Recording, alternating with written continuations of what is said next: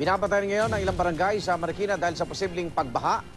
Dineklara na ang second alarm dahil sa patuloy na pagtaas ng level ng tubig dyan po sa Marikina River. At may live report si Micaela Papa. Mika, kamusta?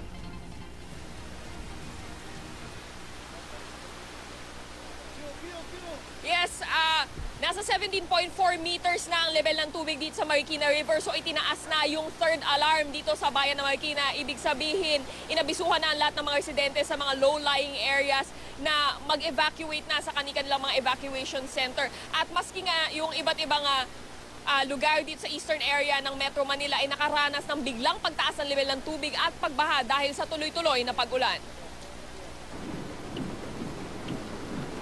Biglang taas ang tubig sa iba't ibang bahagi ng eastern area ng Metro Manila dahil sa malakas at tuloy-tuloy na ulan buong magdamag.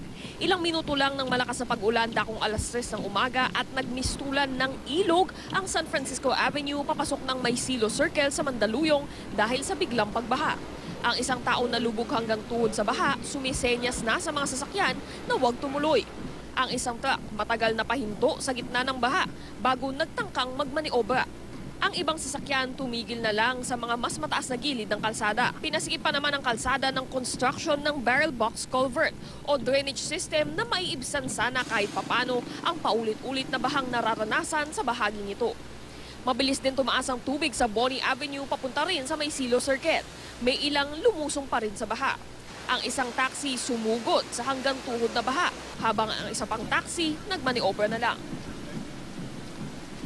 Yes, tuloy-tuloy nga yung pagtaas ng tubig dito sa Marikina River. Katunayan, ilang talampakan na lang, siguro mga 8 feet na lang mula sa paanan ko yung mismong tubig nitong Marikina River. At patuloy nga yung pag-monitor dun sa mga barangay na nasa gilid ng ilog, particular na yung Barangay Kalumpang, Malanday, Barangay Tumana at Santo Niño na kailangan magsilikas ng mga residente na nandun mismo sa tabi ng ilog. At patuloy ang pag-monitor dito. Pag umabot ng 18 meters ang level ng tubig dito sa Marikina River ay magsasagawa na ng forced evacuation. Samantala, wala na ring pasok sa lahat ng antas, both public and private schools dito sa lungsod ng Marikina. Yan muna ang latest mula dito sa Marikina. Balik sa inyo sa studio.